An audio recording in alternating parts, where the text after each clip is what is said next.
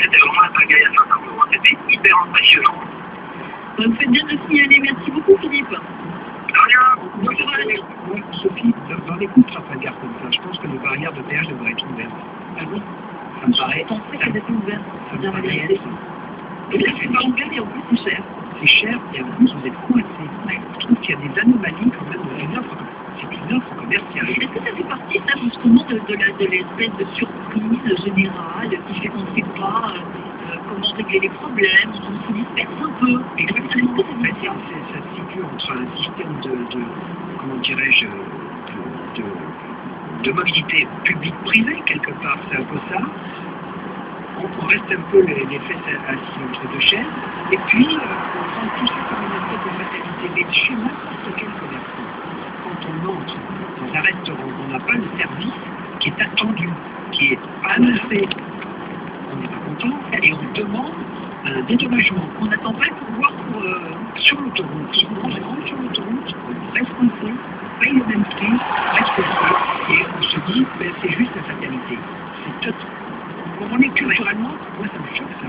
C'est pas bien, puisque c'est une offre commerciale, elle est payante, on devrait être en adéquation avec le service qui a été annoncé. Sinon, on n'est pas assujetti à cette offre. En tout cas, Philippe a bien fait de réclamer, même si effectivement il a dû payer quand même une certaine somme, hein, un petit peu moins que ce qui était annoncé, mais il a dû payer quand même. Il a bien fait de réclamer, en tout cas de souligner que c'était pas normal. Nonobstant les problèmes de sécurité, imaginons qu'un infarctus dans un embouteillage bloque les rues. Mais c'est pas clair tout ça quand même. Hein. Donc, alerte orange, alerte rouge, les barrières, tout ça, ça devrait être gratuit. Oui. Et oui, ça fait partie de ce que doit apporter un commerçant opérateur d'autoroute à une société en termes d'intérêt général. On va faire un point de trafic justement pour voir comment ça évolue de ce côté-là. On se retrouve dans quelques minutes. Vous pouvez continuer à appeler évidemment au 0145 27 171. France Bleu 107.1, on fait la route ensemble en spécial neige. Vos appels à tout instant au 01 45 27 171 et les conseils de Bernard Larousse. En général, quand on perd l'adhérence, c'est toujours le conducteur qui anticipe la catastrophe. Il est bon tout quand on perd l'adhérence, quand on sait à peu près où on va, de laisser faire la voiture, parce que la plupart des voitures sont équipées de l'ABS, de l'ASP, de l'anti-patinage, etc. Et le mieux, c'est de ne pas trop toucher au volant, et je le dis d'année en année, essayer de conduire la voiture avec un œuf dans chaque coin, un œuf sous chaque pied, et avoir la certitude de ne pas être cassé, être extrêmement doux avec la voiture. France Bleu 107.1, numéro 1 sur l'infotrafic, mention partielle.